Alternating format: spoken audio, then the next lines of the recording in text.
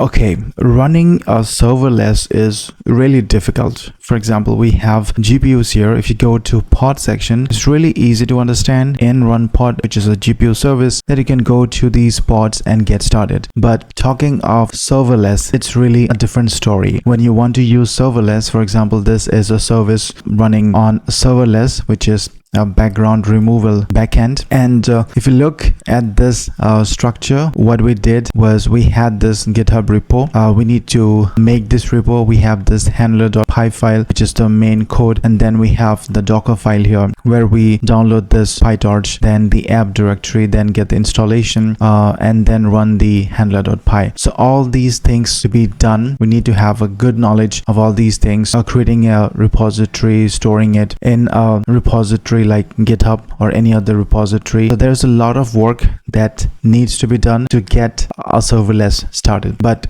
in this video, we're going to look at RunPod's biggest developer experience upgrades in a while, that's called Flash. Previously, running GPU workload on RunPod serverless require you to write that Docker handler, build and push a container image, configure an endpoint in the console, and a lot of setup. Just run some Python codes on GPU. Now Flask is a Python SDK where you define everything. You define the hardware, remote functions, and then dependencies using local code. The magic is in a single endpoint decorator, which looks something like this. So endpoint decorator here, you write a normal Python function, slap that decorator on it, and the Flask handles the rest, spins up the GPU and executes your code on the cloud. Think of it like this: the code inside the endpoint function, it runs on the RunPod CPU in the cloud. So whatever is inside the endpoint, it runs on the RunPod GPUs, and the code outside the function, it runs on your laptop. So when you call an endpoint decorator function, Python checks if the endpoint already exists. For example, the name here is matrix multiple. So if that name exists, it updates if there is any config change. Otherwise, it creates a new endpoint. It initializes a worker and installs your dependency. Then it sends your code to the GPU, executes it, and return the results to your local machine. Now we can go ahead and get started and test out one example. But for that, we need a RunPod account. Now you can go to the link in the description. If you go via the link in the description and create an account with RunPod, what you're gonna get is $5 to $500 bonus when you spend your first $10 via this link. So you can go ahead and claim your bonus and get started. People get $5, people get $50. Again, it depends, but I think $5 is the minimum that you will get as bonus when you recharge with just $10. So you can recharge for more, but again, you can see how I am a regular user of RunPod. I use the service because it's very stable. So let's go ahead and create some serverless here. So we're gonna create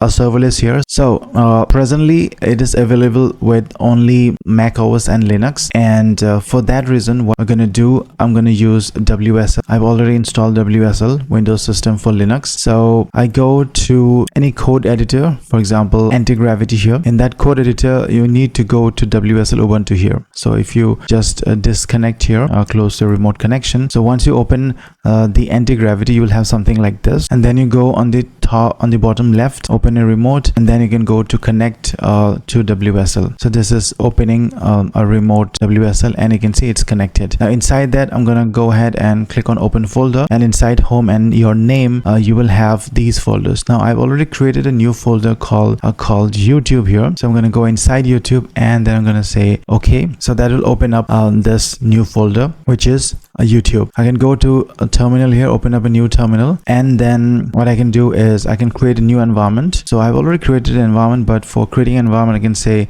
conda create -n, the name of the environment, Python 3.13-y. If you run this command, you will have a new environment known as YouTube. Once you have that, you can do conda activate YouTube. You will have this environment here. Now any installations that you do, I will go inside YouTube. So if you go back to the guideline here, how it works, you can see that we need to install a pip install RunPod Flash. So you go here and install this inside the YouTube environment. Now this is already installed because I've been playing with this. So once we have that, we can go and start up connect with Flash, because we need to have that account information to be sent. What you can do is you can go ahead and do Flash login. So once you do Flash login, it will take you to that login page of your RunPod. So what you can do is you can copy this basically, or you can just click it and it will open up to the link, and then it will ask me on my account if I want to access the RunPod account, create an API key, list and manage your resources. I can say authorize, and this will authorize Flash. You're all set. You can close this tab now. So I'm going to close this, and it's waiting for authorization, and it's done. So we are logged in with our credentials, and now we are ready to do whatever we want with our account. Okay, let me make some space here, and you can see on the right we have this RunPod console here. All these endpoints, these are my 4 endpoints running, and I expect that we would have one more endpoint here when we run something like on the left here. So let's go ahead and start up. I can say main.py. This is a Python file, and I'm gonna put this code. What do you have here? Make some space here. And you can see that we're importing asyncio, asyncio. And then from a RunPod Flash, we're importing endpoints and GPU type, and we are putting this beautiful endpoint keywords here. And then this is hello GPU. The GPU is GPU type.nvidia GeForce RTX 4090. Dependency is torch, just torch, and we're defining this function. This is a async function called hello, and when we run this hello function or call this hello function, what it's going to do is it's going to import torch.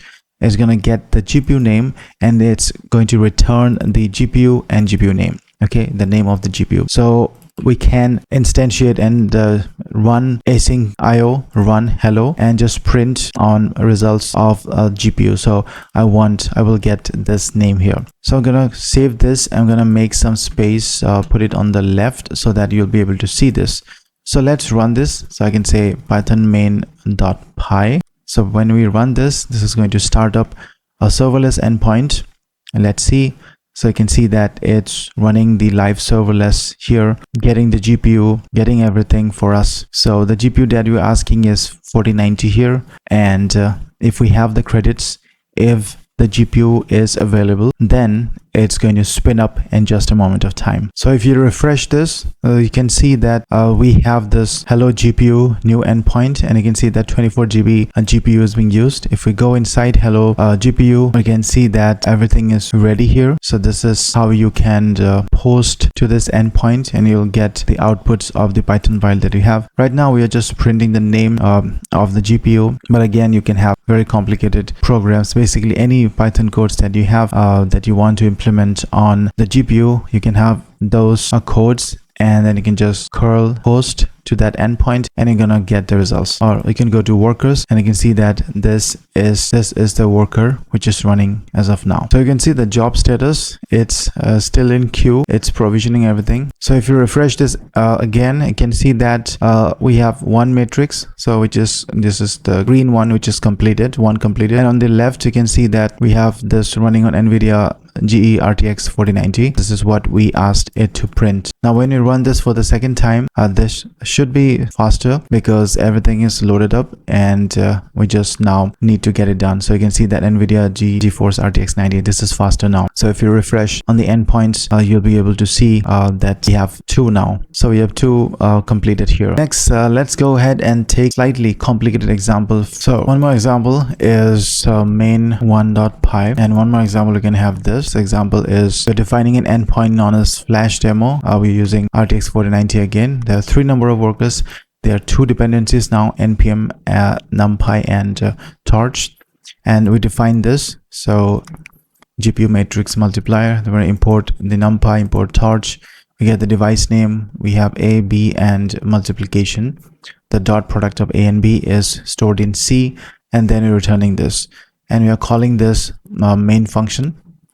Defining a main function, and you're calling the GPU matrix multiple function here, and putting in 1000. The size is 1000 here, and then we are printing out this out. So you can run this as well, and this will again, so I can say main1.py, this will again provision a GPU on the endpoint. So if you go back to serverless, and you can see and do refresh, So once you do refresh, you can see that we have this GPU Flash demo here, and you can see the output here. So NVIDIA GS RT4 and the mean result is 250 here. So we now know that this is working. So in this video, you were able to see how easy it is to go ahead and now create serverless endpoints. Earlier, it was really difficult for a newbie, for someone who's just getting started, to know about Docker, to know about serving endpoints, storing it. It's really difficult, but now it's so easy to get started. So start using Flash, and hey, start using RunPod, because this is the service I've been using for the last 3 years. You can go ahead to the link and claim your bonus when you recharge for the first time with $10. You will get some bonus. So go ahead and get started. I'm so excited that